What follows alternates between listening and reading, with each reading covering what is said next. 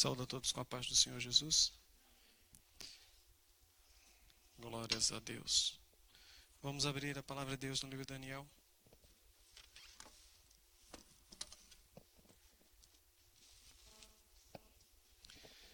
Daniel capítulo 11. Acho que eu terminei o 10.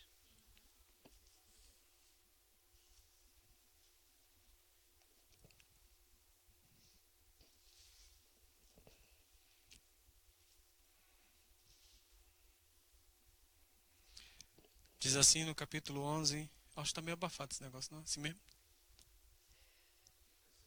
Hã? Agora tá bom. Não é minha voz. Tá abafado esse negócio aqui. Tô regulando, equalizando. Hã? Tá na internet. Tô equalizando aqui a minha voz. Eu tô ouvindo abafado. Tipo o AM. Abrimos esse culto. Aí tá normal? Então vamos. Então deve ser eu. Deve ser meu ouvido. Agora melhorou. Tá bem. Daniel, capítulo 11. Vamos ver se a gente termina 11 e 12 hoje. Capítulo 11, versículo 1 diz assim: Eu, pois, no primeiro ano de Dario, Medo, levantei-me para o animar e fortalecer. E agora te declarei a verdade. Eis que ainda 3 reis estarão na Pérsia. Calma.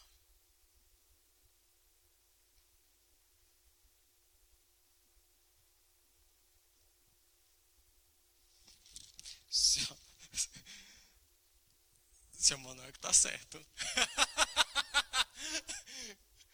Seu Manuel que tá certo. É o capítulo 10. Não é o 11. Eu comecei aqui, eu digo, opa, não é isso. Seu Manuel tá certo.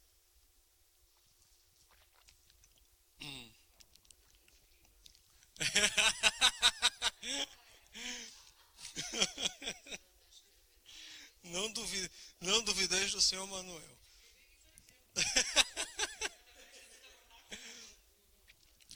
No ano terceiro de Ciro, capítulo 10, versículo 1,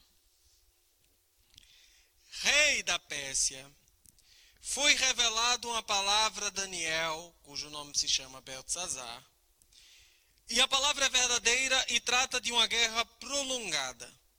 E ele entendeu esta palavra e teve entendimento da visão. Naqueles dias eu, Daniel, estive triste por 3 semanas completas. Manjar desejável não comi, nem carne nem vinho entraram na minha boca, nem me ungi com unguento até que se cumpriram as 3 semanas. E no dia 24 do primeiro mês eu estava à borda do grande rio Ridé, que é aquele que ele viu a visão, quer dizer, que viu a visão. Levantei os meus olhos e olhei, e vi um homem vestido de linho e os seus lombos tingidos com ouro fino de Ufaz. E o seu corpo era como turquesa, e o seu rosto parecia um relâmpago, e os seus olhos como tochas de fogo, e os seus braços seus pés como cor de bronze, assacalado, e a voz das suas palavras como a voz de uma multidão. E só eu, Daniel, vi aquela visão, os homens que estavam comigo não a viram. Não obstante, caiu sobre eles um grande temor e fugiram, escondendo-se. Fiquei, pois, eu só e vi esta grande visão. E não ficou força em mim, e transmudou-se em mim a minha formosura em desmaio, e não retive força alguma. Contudo, ouvi a voz das suas palavras, e ouvindo a voz das suas palavras, eu caí com o meu rosto em terra, profundamente adormecido. E eis que uma mão me tocou e fez que me movesse sobre os meus joelhos e sobre as palmas das minhas mãos. E me disse: Daniel, homem muito desejado, está atento às palavras que te vou dizer, e levanta-te sobre os teus pés, porque eis que te sou enviado. E falando ele comigo estas palavras, eu estava tremendo. Então me disse: não temas, Daniel, Porque desde o primeiro dia em que aplicaste o teu coração a compreender e a humilhar-te perante o teu Deus, são ouvidas as tuas palavras. E eu vim por causa das tuas palavras. Mas o príncipe do reino da Pérsia se pôs defronte de mim 21 dias. E eis que Miguel, um dos primeiros príncipes, veio para ajudar-me e eu fiquei ali com os reis da Pérsia. Agora vim para fazer-te entender o que há de acontecer ao teu povo nos derradeiros dias, porque a visão é ainda para muitos dias. E falando ele comigo essas palavras, abaixei o meu rosto e emudeci. Ok? Vamos tentar entender essa primeira parte aqui. Que o Senhor Jesus Cristo possa abrir a nossa mente e o Espírito Santo possa abrir o nosso entendimento para descobrirmos a palavra de Deus em nome do Senhor Jesus. Algumas coisas interessantes nós vamos falar hoje aqui, além dessa visão de Daniel, tem outros assuntos também muito interessantes para nós tratarmos aqui. A primeira coisa que nós precisamos entender é que essa primeira parte, além de falar da profecia, fala de uma guerra espiritual.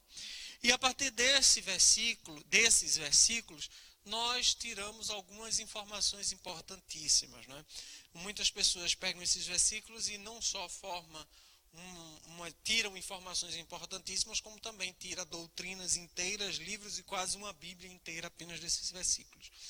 E muitas igrejas seguem quase que em algumas dos seus atos, das suas doutrinas,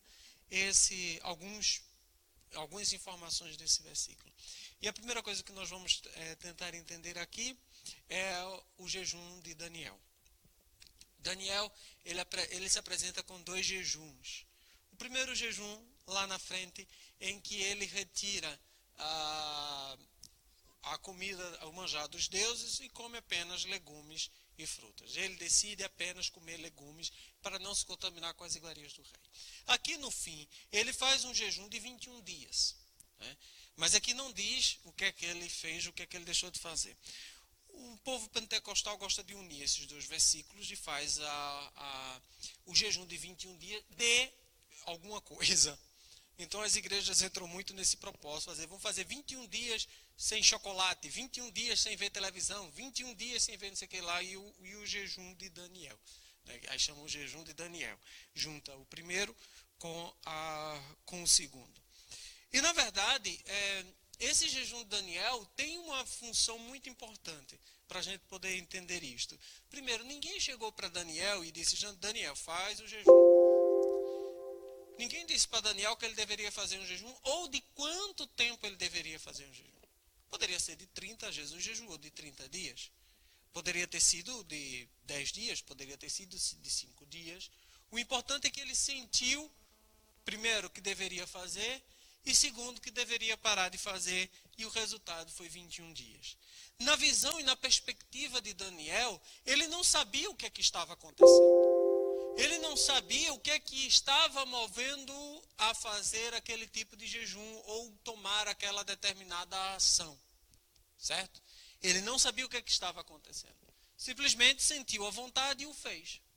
Certo? Depois, lá no fim, quando ele termina, o anjo chega para ele e diz que estava tendo uma guerra espiritual.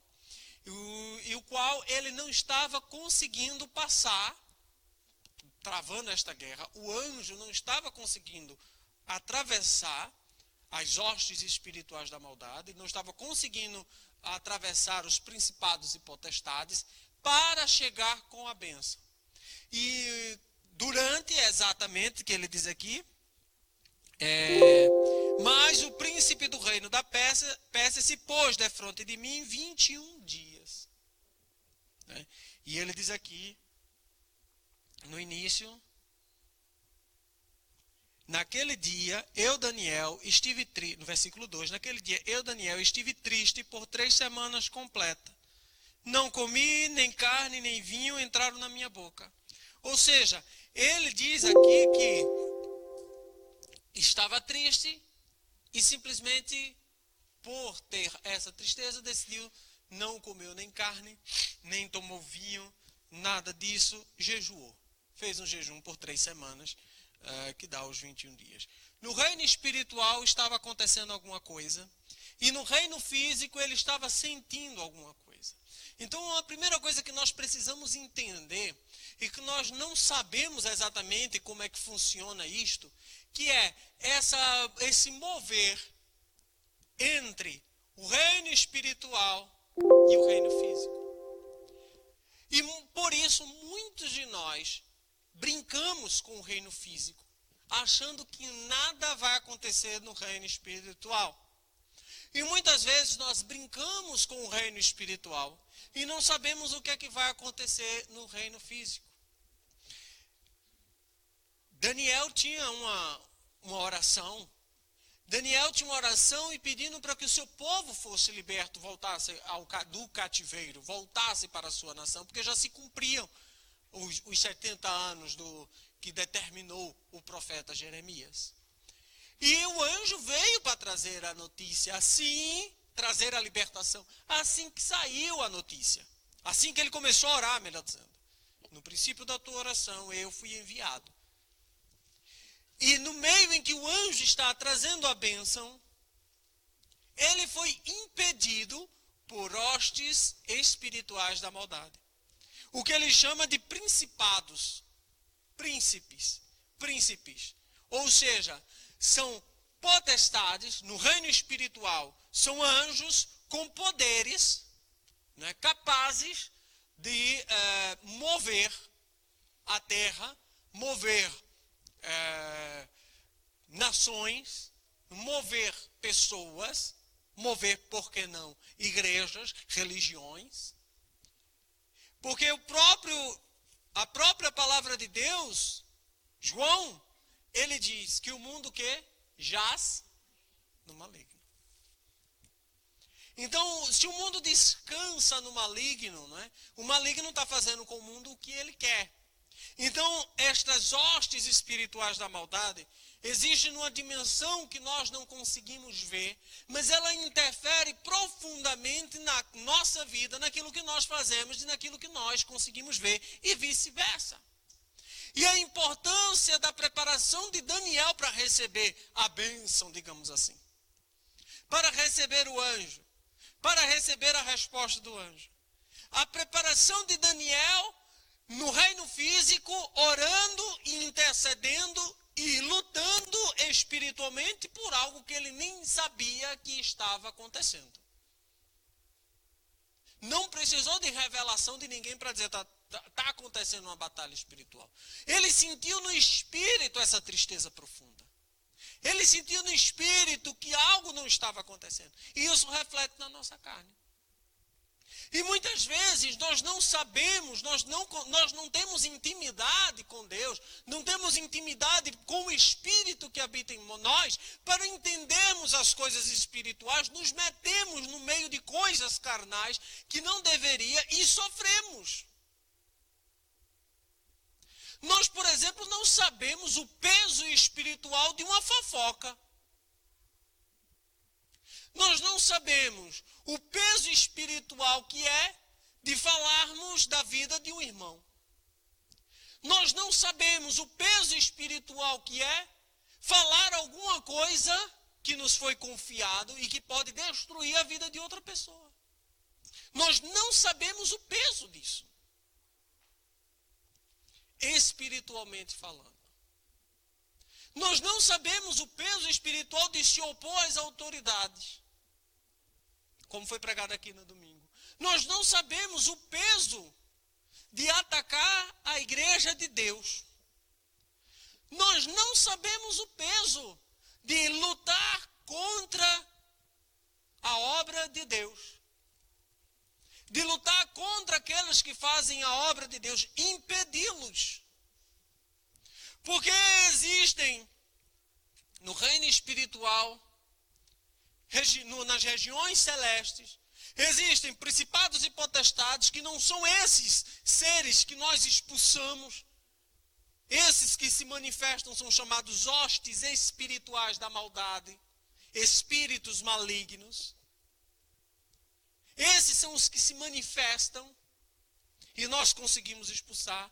Mas existe na hierarquia dos anjos os principados e potestades que governam cidades, regiões, nações. E esses não manifestam porque eles não estão somente preocupados em mim e você. Ele está preocupado em algo maior, em avanço maior.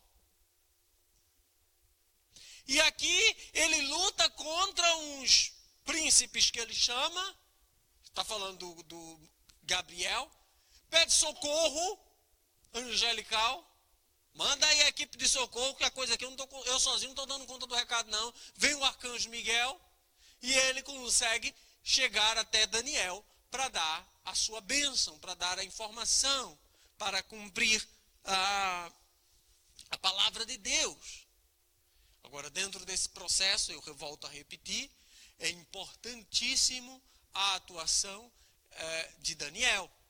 É importantíssima a atuação de um crente.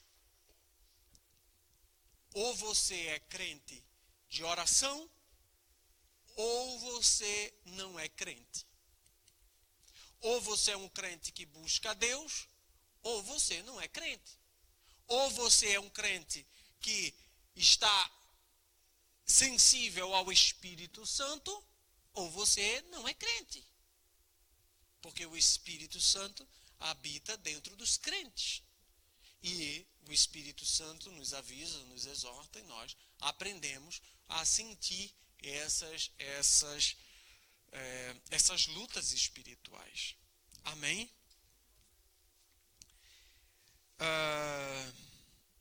Pergunte. Está vendo? Falta a Milena. Então não faça não, minha filha, que a gente não quer saber sobre...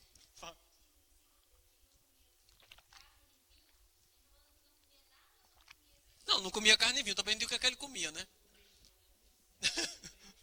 Não comia nem carne nem vinho, podia estar comendo arroz, feijão e verduras e legumes, podia não estar comendo cereais, ele disse carne e vinho ele não comeu.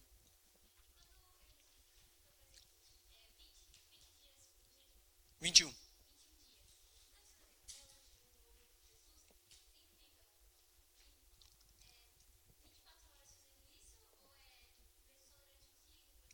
...24 horas fazendo isso. 21 dias é 21 dias. 21 dias completo, né? A gente já não faz, né? Fazer os 21 dias de Daniel, nem consegue fazer 24 horas, né? Só faz, né? Nenhum, né? Nenhum.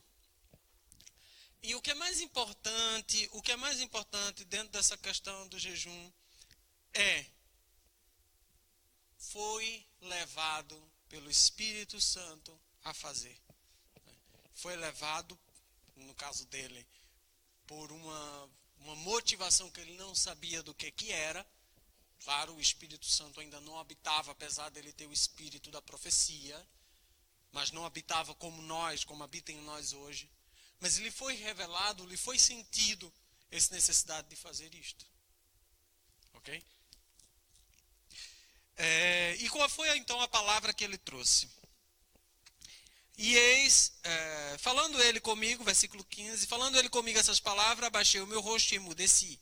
E eis que uma, como semelhança dos filhos dos homens, me tocou os lábios. Então abri a minha boca e falei, e disse, aquele que estava diante de mim, Senhor meu, por causa da visão, sobrevieram-me dores e não me ficou força alguma. Como, pois, pode ser o servo deste meu Senhor falar com aquele meu Senhor? Porque quanto a mim, desde agora, não resta força em mim, e não ficou em mim fôlego. E uma como semelhança de um homem me tocou outra vez e me confortou e disse, não temas, homem muito desejado. Paz seja contigo. Anima-te. Sim, anima-te. E falando ele comigo, esforcei-me e disse, fala, meu Senhor, porque me confortaste. Vamos parar aqui. Tem mais coisinha para falar aqui. Gente, oração é algo extremamente... fixe em comer, fixe em beber água, mas não fixe em oração. Não fixe em orar. Não fixe em buscar a Deus. Oração verdadeira. O que é mais engraçado e eu não sei como é que as pessoas não conseguem perceber isso, é que as pessoas que mais necessitam de oração são aquelas que não oram, são aquelas que não buscam, são aquelas que realmente necessitavam dobrar os joelhos e orar. É que está vendo tantas coisas, não compreende as coisas que está vindo. Não compreende as coisas que estão acontecendo. Mas mesmo assim, não oram. Não buscam a Deus, não clamam a Deus. Sabe, e aqui em Portugal eu ouvi uma coisa que eu nunca tinha ouvido até então. Eu já vi crente se desviando. Eu já vi crente pecando. Eu já vi crente sem fé. Eu já vi crente que não ora. Já vi de tudo, mas só que em Portugal eu achei um tipo de crente, que é aquele que não tem força para orar. Não, eu não consigo orar. Não consegue orar? Não consegue orar? Vai se converter, meu irmão. Vai cheirar o pó na terra. Pó e cinza. Que não conseguia orar. Daniel estava aqui sem força.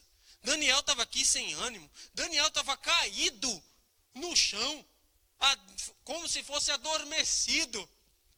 O anjo tocou nele, ele se tremia todo, diz aqui, todo tremendo. O anjo disse, se levanta sobre a tua mão e sobre o teu joelho. O cara ficou de 4, tremia, feito vara verde, 21 dias sem comer, sem força nenhuma. O anjo disse, se levanta, fica de pé, eu não tenho força. E ele diz o seguinte, orei, busquei, falou com o anjo, eu não tenho força, me dá força. E aí, o anjo fortalece, agora já pode falar que tu me fortaleceste. Deu comida não, deu bebida não. Fortaleceu o poder da oração de fortalecer o crente. Eu já não tenho coragem. Ai, Deus do céu. Próximo crente que chegar para mim e dizer que já não consegue orar, eu vou dar uma tapa na cara para ver se consegue a partir de agora. Acorda! Para ver se fica mais fortalecido, né? Uma tapa na cara, acorda. Não é? Porque já imaginou se Jesus Cristo parasse no meio do caminho com a cruz e dissesse, agora já não consigo mais ir até a cruz do Calvário. Está muito... pelo amor de Deus. Vamos ser crente verdadeiro. Vamos ser crente que ora, crente que busca. Vamos acabar com essa brincadeira de vir para a igreja, fazer da igreja clube social. Vamos orar, vamos buscar a face de Deus. Vamos ter uma vida íntima com Deus, uma vida de oração, uma vida de busca, uma vida de querer a presença do Espírito Santo.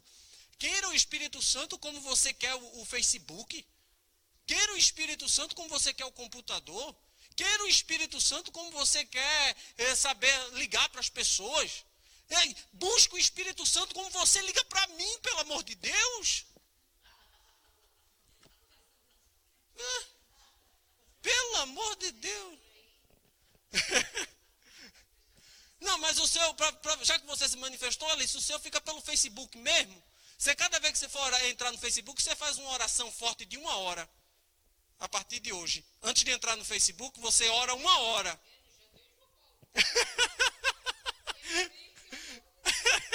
Não, eu estou dizendo, você realmente não me liga. Mas a partir de agora, antes de entrar no Facebook, você ora 1 hora.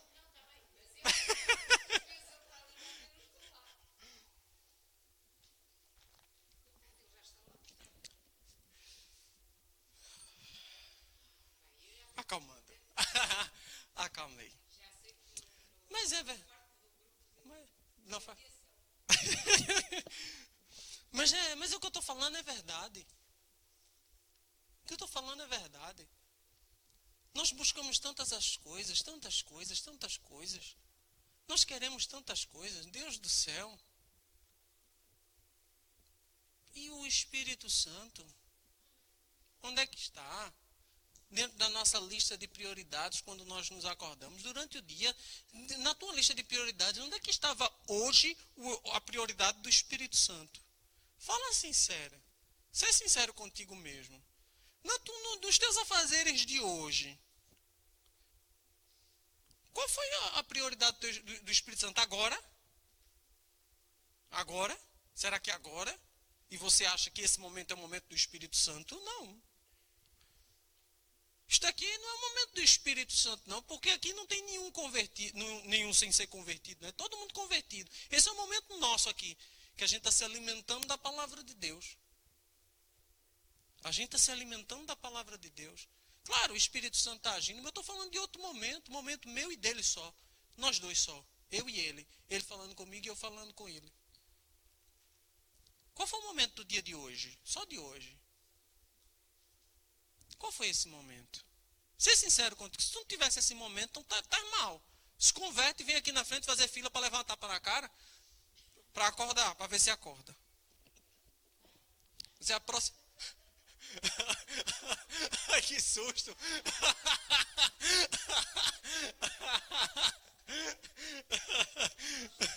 Já vi a gente se levantando aí, eu me assustei. Achei que queria a unção. Tem a unção de tudo aí pela igreja, né? A unção do Caia. Tem a oração de Manassés também, né? Que a pessoa se esquece do passado. Vem para a igreja da oração de Manassés e a pessoa esquece do pecado. A pessoa se esquece que pecou. Eu vou fazer a unção da tapa na cara. Se converte, a unção do se converte. Vem aqui e recebe uma tapa na cara para ver se acorda. O impulso do João. Quem quer aqui receber um impulso do João? Quem está precisando de se fortalecer? Vem aqui que a gente fortalece. Eu fortaleço aqui.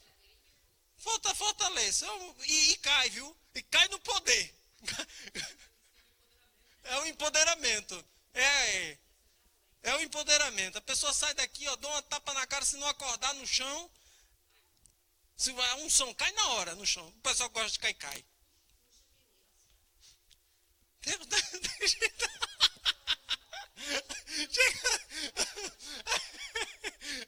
Ou vai pelo amor, ou vai pela dor. Vamos lá, seguindo. Onde é que eu estava? Nem lembro onde é que eu estava. 19. Você disse, porque me confortaste. E aqui, a tapa do conforto. E disse, sabes porque eu vim a ti? Eu tornarei a pelejar contra os príncipes dos persas, e saindo eu, eis que virá o príncipe da Grécia. Mas eu te declararei o que está escrito na escritura da verdade. E ninguém há que se esforce comigo contra aqueles, a não ser Miguel, vosso príncipe. Ele está dizendo aqui, observem, só esse trechinho aqui está dizendo o seguinte: coisas vão acontecer no mundo físico. Ou seja, a partir de agora, que ele vai contar a história aqui, ele vai dizer que determinados reis vão surgir e vai lutar contra a Pérsia, contra os medos persas, a Grécia vai vir, e realmente é o que vai acontecer aqui, certo? A partir de agora, tudo o que vai acontecer.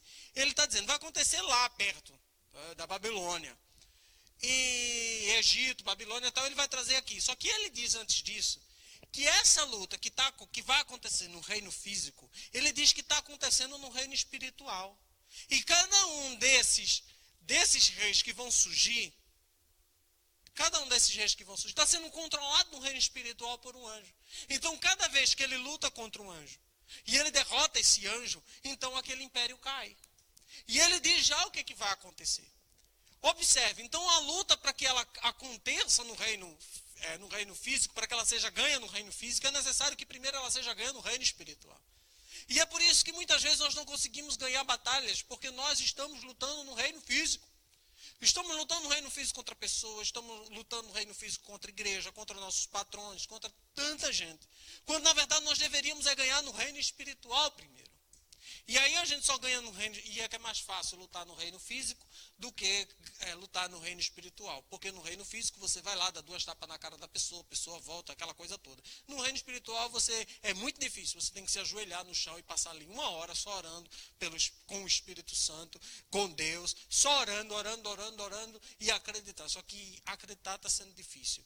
O acreditar em Deus está sendo difícil. Você acredita mais na força do seu poder, na força da sua unção, na força da sua conversão, né? Aí prefere vir aqui receber a tapa santa, o empoderamento total, do que colocar os joelhos no chão e orar e buscar a Deus. Porque é simples. É simples. O que é que faz com que a gente seja salvo? Alguém pode me dizer, por favor, não fale besteira. O que é que faz com que a gente seja salvo? Aí ficou todo mundo dizendo, por favor, não fale besteira. Aí ficou todo mundo calado, porque com medo de falar alguma coisa. Meu Deus do céu.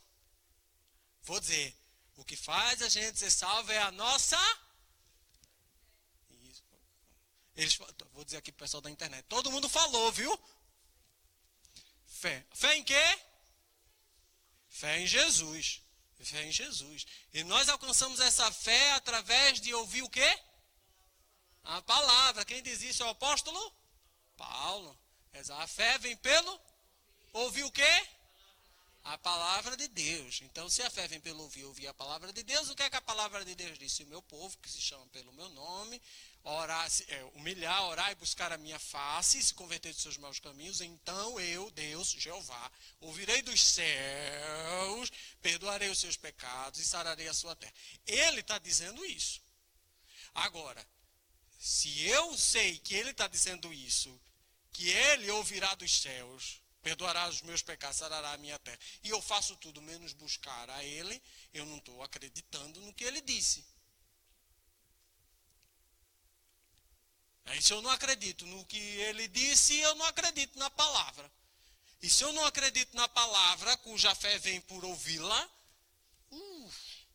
aí eu não sei qual é o meu lugar na salvação.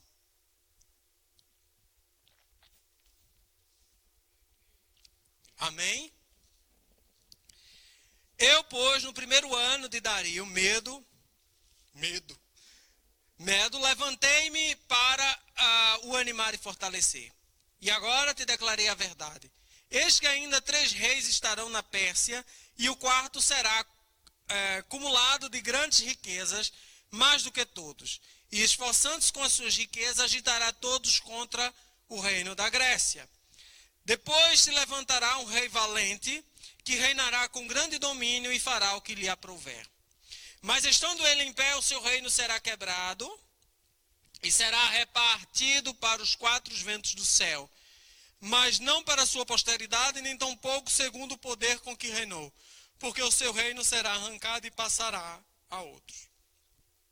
Quando os 3 últimos reis, verdade, depois daqui, foram o rei Cambises, Ismerdes e Dario, e o Xerxes também. O quarto rei, melhor dizendo, que se levantou depois desses, né, foi o rei Alexandre o Grande, foi o imperador Alexandre o Grande, do qual nós conhecemos a história dele. E ele foi realmente um rei valente, e ele dominou toda a região. E ele dominou mesmo tudo que existia. Só que o fim do reinado dele, isso é histórico, o fim do reinado dele, o seu filho morre com 8 anos de idade, ou não lembro se era 8 anos de idade ou 8 anos depois da morte dele, e morreu criança e não reinou. E o seu reino foi dividido em 4 partes, realmente, conforme diz aqui. Mas isso aconteceu muito tempo depois que Daniel profetizou isso. E, mais uma vez, por isso que muitos historiadores vão dizer que o livro de Daniel também foi escrito posteriormente, porque para conseguir dar tamanha exatidão, claro, os historiadores não acreditam nessa profecia, nas profecias. Então, o que é importante a gente entender aqui é que toda essa história se cumpriu. Agora, mais importante daqui, eu vou ler tudo, mas a mais importante aqui está no versículo 21 em diante. Mas deixa eu ler tudo. Aí ele diz aqui, se fortalecerá nem tampouco segundo o poder com que reinou, porque o seu reino será arrancado e passará a outros. Claro, não foram seus filhos. E se fortalecerá o rei do sul e um dos seus príncipes, e este se fortalecerá mais do que ele, e reinará, e domínio grande será o seu domínio. Mas ao cabo de anos eles se aliarão, e a filha do rei do sul virá ao rei do norte, para fazer um tratado, mas não conservará a força do seu braço, nem ele insistirá, nem o seu braço, porque ela será entregue, e os que a tiveram trazido a seu pai, e os que fortalecia naqueles tempos. Mas, do renovo das suas raízes, um se levantará em seu lugar, virá com o exército, entrará nas fortalezas do rei do norte e operará contra elas e prevalecerá. E também os seus deuses, com a multidão das suas imagens, com os seus utensílios preciosos de prata e ouro, levará cativo para o Egito. E por alguns anos ele persistirá contra o rei do norte. E entrará no reino do rei do sul e tornará para a sua terra. Mas seus filhos intervirão, reunirão um grande número de exércitos, e um deles virá apressadamente, inundará e passará, e voltando levará a guerra até a sua fortaleza. Então o rei do sul se exasperará e sairá e pelejará contra ele, contra o rei do norte, e ele porá em campo grande multidão, e a multidão será entregue nas suas mãos. Cada um desses detalhes que o anjo falou para Daniel se cumpriu exatamente como está escrito. E fala aqui dos reis os reis do Egito, ele cita aqui alguns reis do Egito, ele cita alguns reis do norte, do reino do próprio Alexandre também. Ele diz, porque o rei do norte tornará e porá em campo uma multidão maior do que a primeira, e ao cabo de tempos, isto é, de anos, virá à pressa com grande exército e com muita fazenda. Naqueles tempos, muito se levantará contra o reino do sul, os filhos de prevaricadores do seu povo se levantarão para confirmar a visão, mas eles cairão. O rei do norte virá, vamos pular já aqui, para o 19. Virará então o seu rosto para as fortalezas da sua própria terra, mas tropeçará e cairá e não será achado.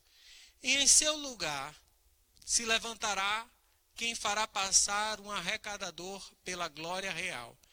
Mas em poucos dias será quebrantado, e isso sem ira e sem batalha. Depois se levantará em seu lugar um homem vil, a qual não tinha dado a dignidade real. Mas ele virá caladamente e tomará o reino com engano. Esse aqui ele está falando, esse homem vil que ele está falando aqui é o tal do Antíoco.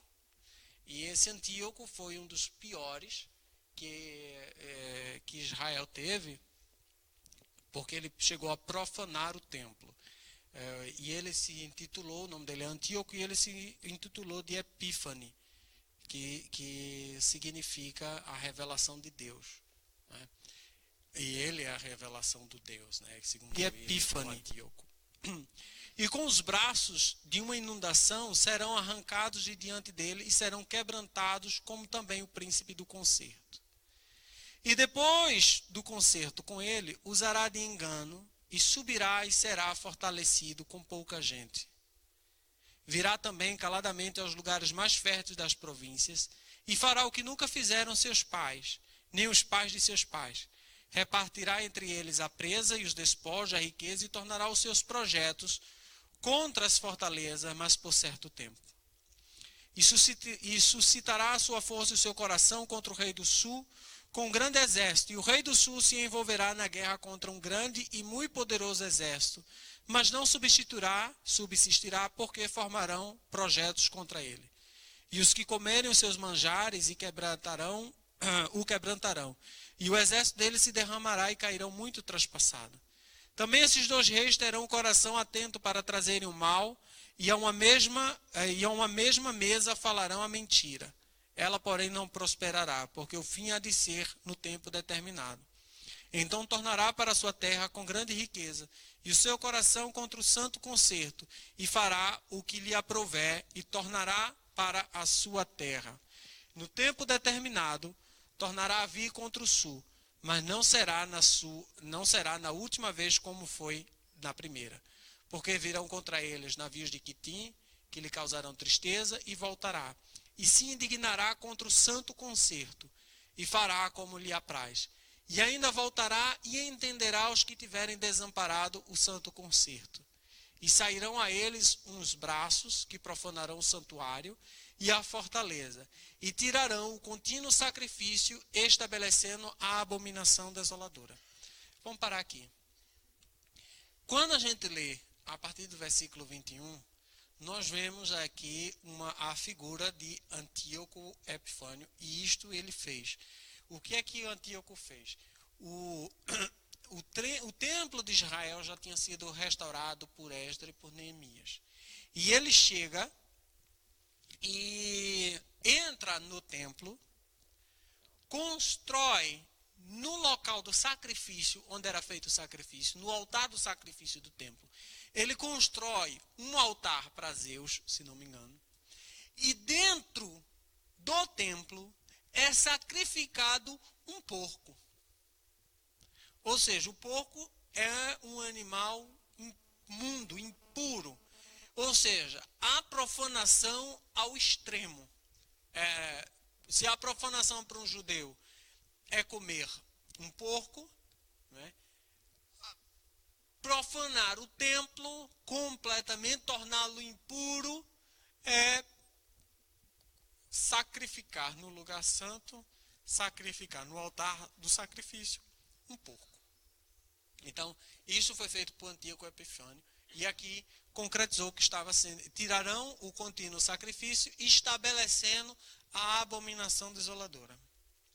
Só que o Senhor, essa profecia, ela é muito dupla, porque ela fala aqui diversas vezes em um tal de concerto e um tal de santo concerto, que ele quebrou um concerto, quebrou o santo concerto, como diz aqui.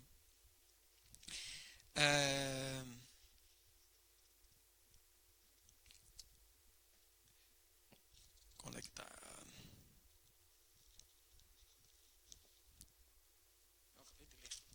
No versículo 30 mesmo diz: e ainda voltará, e final do versículo 30, e atenderá aos que tiverem desamparado o santo concerto. Né? Sairão deles uns braços que profanarão o santuário. Aqui, e aos violadores do concerto, ele com lisonjas perverterá. Mas o povo que conhece ao seu Deus se esforçará e fará proezas. E os sábios entre os povos ensinarão a muitos. Todavia cairão pela espada e pelo fogo e pelo cativeiro e pelo roubo por muitos dias. Caindo eles, serão ajudados com pequenos socorros, mas muitos se ajuntarão a eles com lisonjas. E alguns dos sábios cairão para serem provados, purificados e embranquecidos. E até o fim do tempo, porque será ainda no tempo determinado.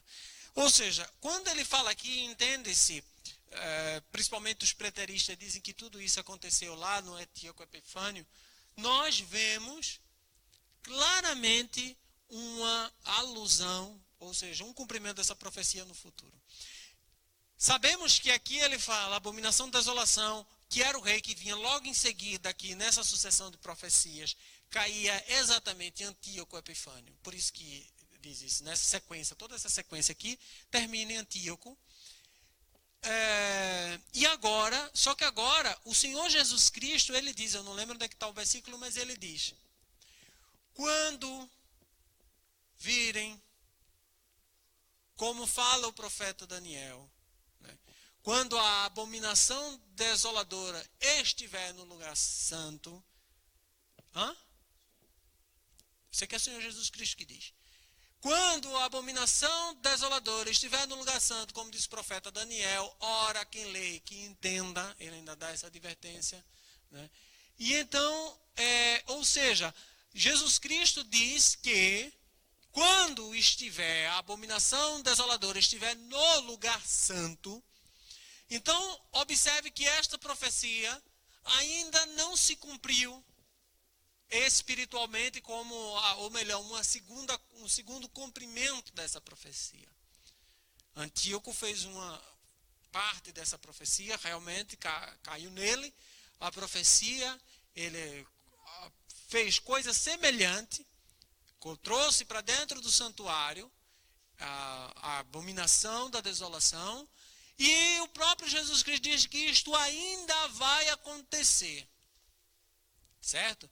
Então, isso se junta ao versículo do capítulo, ao capítulo 9, quando ele diz que ele virá e fará o concerto com muitos por um pouco de tempo, lembra disso?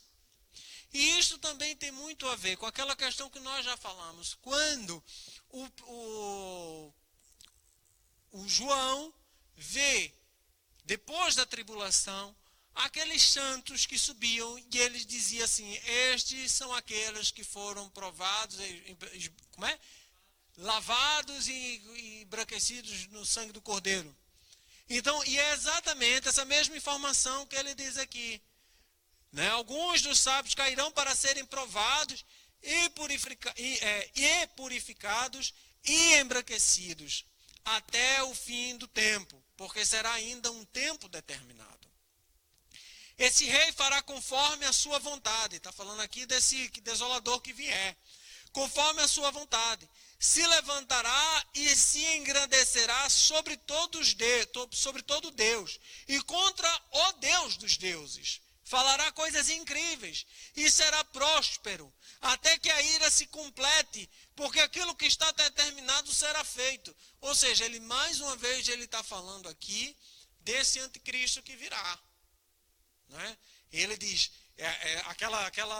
aquilo que nós lemos lá, que inicia a 70ª semana. Não terá respeito aos deuses de seus pais, nem terá respeito ao amor das mulheres, nem a qualquer Deus, porque sobretudo se engrandecerá. Por isso que dizem que o anticristo será homossexual. Não será, porque diz aqui, somente essa passagem que diz que ele não terá respeito ao amor das mulheres. Mas ao Deus das fortalezas honrará em seu lugar. E a um Deus a quem seus pais não conheceram, honrará com ouro e com prata, e com pedra preciosa e com coisas agradáveis. E haver-se-á com os castelos fortes, com auxílio do Deus estranho. Aos que o reconhecerem, multiplicará a honra e os fará reinar sobre muitos e repartirá a terra por preço.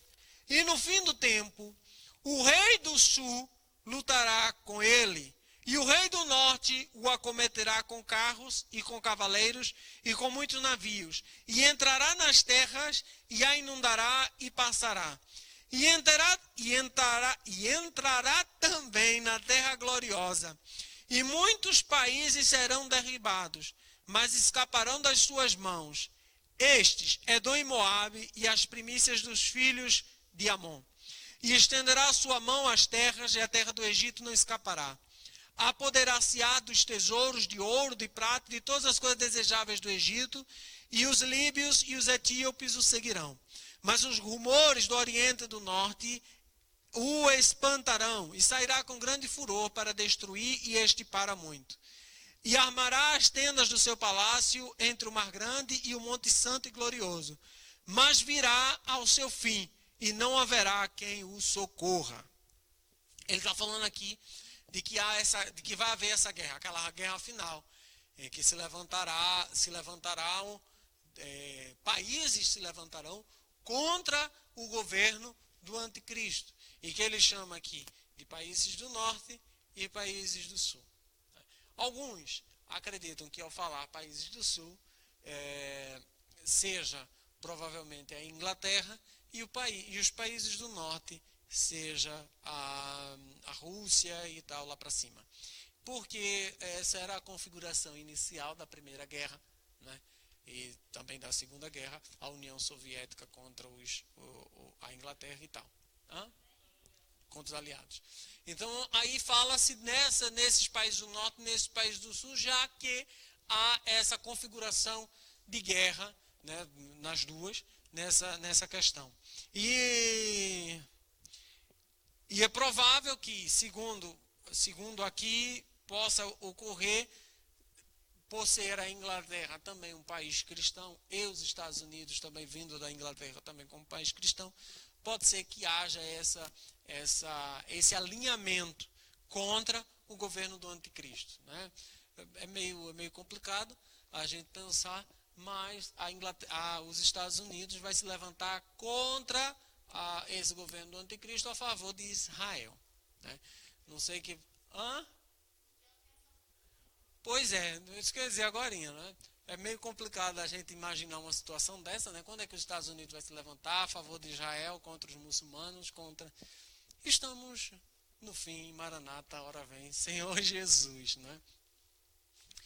E naquele tempo, aí ele diz que naquele tempo, no tempo do fim, nesse tempo, se levantará Miguel, o grande príncipe que se levanta pelos filhos do teu povo.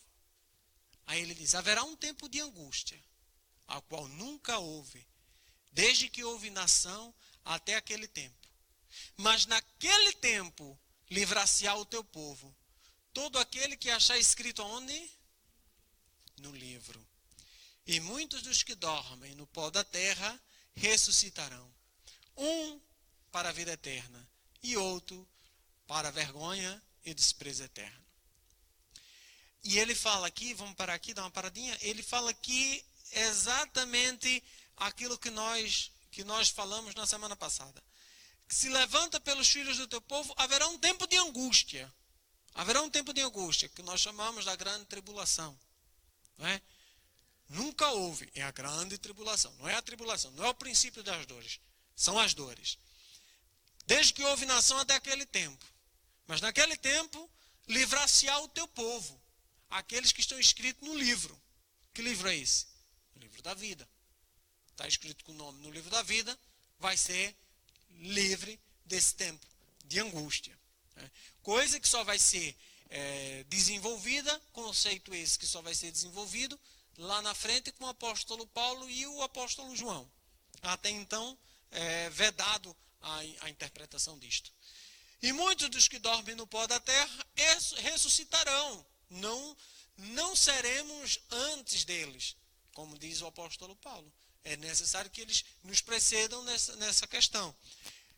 E outros para vergonha e desprezo eterno, mas isto lá no fim. Os sábios, pois, resplandecerão como o resplendor do firmamento, e os que há muito ensinam a justiça refugirão como as estrelas sempre e eternamente. E tu, Daniel, fecha estas palavras e sela este livro até o fim dos tempos. Muitos correrão de uma parte para outra, e a ciência se multiplicará. E eu, Daniel, olhei, e eis que estavam outros dois, um desta banda, à beira do rio, e o outro da outra banda, à beira do rio. E ele disse ao homem vestido de linho que estava sobre as águas do rio: que tempo haverá até o fim das maravilhas? E ouvi o homem vestido de linho, que estava sobre as águas dos rios, quando levantou a sua mão direita e a sua mão esquerda aos céus, e jurou por aquele que vive eternamente, que depois de um tempo, e metade de um tempo, e quando tiverem acabado de destruir o poder do povo santo, todas essas coisas serão cumpridas. Eu, pois, ouvi, mas não entendi. Por isso eu disse: Senhor meu, qual será o fim destas coisas? E ele disse: vai, Daniel, porque estas palavras estão fechadas e seladas até o tempo do fim. Muitos serão purificados, embranquecidos e provados, mas os ímpios procederão impiamente, e nenhum dos ímpios entenderá, mas os sábios entenderão.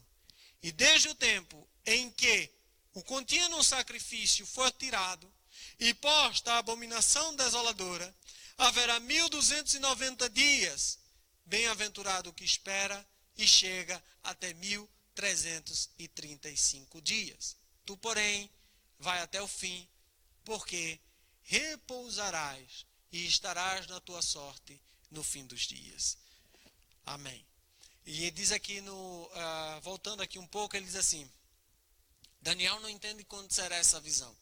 O anjo diz: fecha o livro, escreve aí, fecha o livro, sela a visão, porque tu não vais entender, porque não é para agora, é para muitos dias. Claro que o apóstolo João também tem essa revelação e mostra mais lá na frente. O apóstolo Paulo também tem essa revelação e fala para os seus, e os tessalonicenses. E agora, o que nós podemos entender, ele diz assim: do momento em que for tirado o contínuo sacrifício, ora, Maranata, ora vem Senhor Jesus. Nós não sabemos o tempo e as estações. Não cabem a nós saber os tempos e as estações. Não cabe a nós saber o dia ou fazer cálculo que o dia que o Senhor Jesus Cristo virá. Não sabemos. Mas ele diz que do tempo em que o contínuo sacrifício for tirado e for posta a abominação desoladora, haverá 1290 dias. Haverá 1990 dias. Bem-aventurado o que consegue passar, chegar até 1335. 1330 dias. Né? Ou seja, aquele que consegue ultrapassar aí quanto? 30, 90, 60, 50 dias? 30, 40, 50, 40 dias. 40 dias. 90 dias, mas 30, 40 dias. Mas consegue ultrapassar esses 40 dias. Eu já falei sobre isso lá na nossa coisa do Apocalipse. Oi? Ele diz, haverá 1290 dias.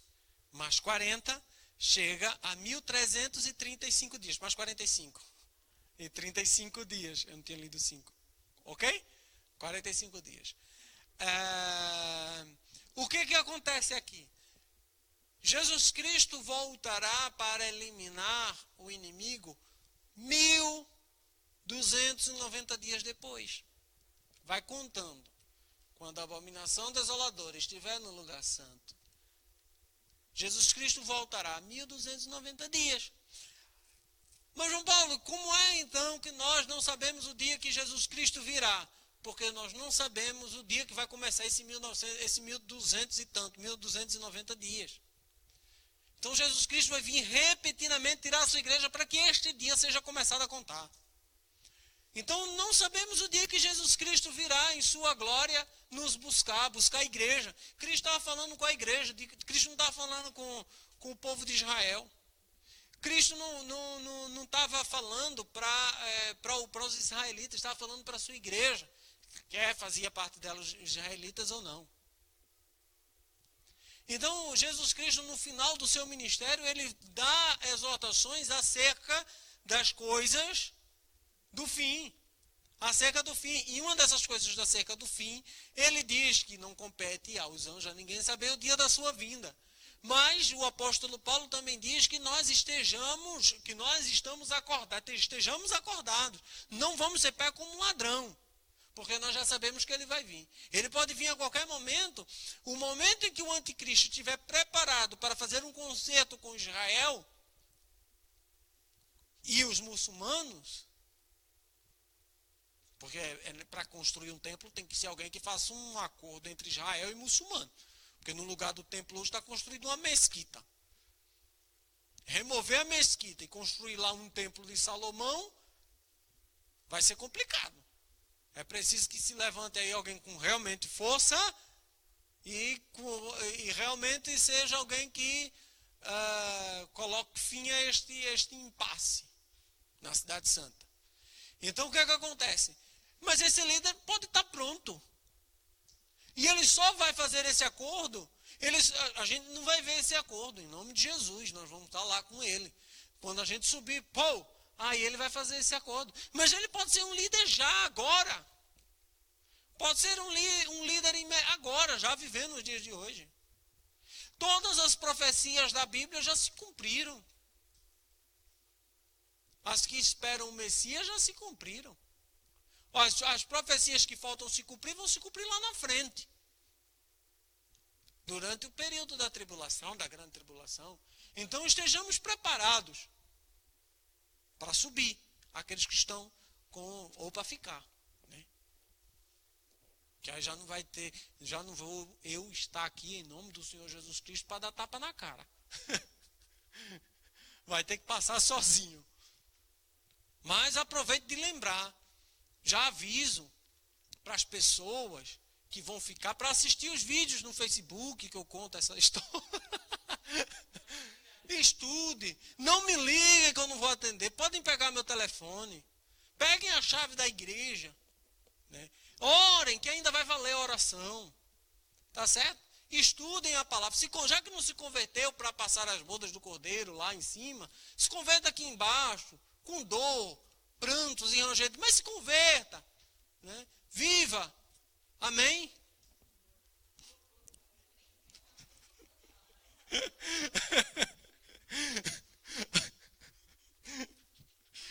Vamos orar ao nosso Deus. Senhor, nosso Deus, nós te agradecemos, Senhor, pelo estudo da tua palavra, Pai. Deus, nós te agradecemos porque tu és um Deus lindo e maravilhoso, Pai. Nós te agradecemos, ó Deus, em nome do Senhor Jesus Cristo, porque tu olhas para cada um de nós, Deus. e nos dá o teu conforto, Senhor. Porque nós olhamos para ti, Senhor, e podemos dizer: Maranata, ora vem, Senhor Jesus. Venha ao nosso encontro, venha ao encontro, Senhor, da tua igreja. A tua igreja está preparada, Deus, para te receber. A tua igreja, Senhor, está preparada para se encontrar contigo nos ares. Glorificado seja o teu nome, Senhor. Assim como diz a tua palavra, Senhor, para nós olharmos para os ramos, Senhor. Quando nós olhamos para os ramos e vemos, Senhor, os ramos brotando, já sabemos que se aproxima o verão, Pai. Oh, Deus. Sabemos que se aproxima, Deus, a tua luz. Sabemos que se aproxima, Senhor, o teu tempo. O tempo determinado por ti, Senhor, o teu relógio, Pai. O tempo da graça, Senhor, está findando, Deus. E a tua igreja, Senhor, espera ansiosamente pelo tocar das trombetas. A tua igreja, Senhor, espera, Senhor, ansiosamente, Deus, pelos alaridos dos anjos. A tua igreja, Senhor, espera, Pai, pelo tocar do teu chofar, Deus. Senhor, vem sobre as nossas vidas, ó Pai. Abençoa a vida daqueles, Senhor, que estão ouvindo o nosso culto em casa, Pai. Em nome do Senhor Jesus Cristo, abençoa-os, ó Pai. Em nome do Senhor Jesus Cristo, manifesta a tua graça sobre a vida deles. Manifesta, Senhor, todos aqueles que estes cultos têm alcançado, Pai. Em nome do Senhor Jesus Cristo. Toca no coração deles, Senhor, para se consertarem. Aqueles que estão desviados, que possam voltar ao teu caminho, possam voltar, Senhor. Possa voltar a uma intimidade contigo. Em nome do Senhor Jesus Cristo. Vem, Senhor Jesus, sobre a nossa vida e nos dá uma semana, uma continuação de semana maravilhosa, em nome do Senhor Jesus. Te agradecemos e te bendizemos em nome de Jesus. Amém. Graças a Deus. Vamos em paz e que os anjos ministrem a nossa ida, a nossa casa.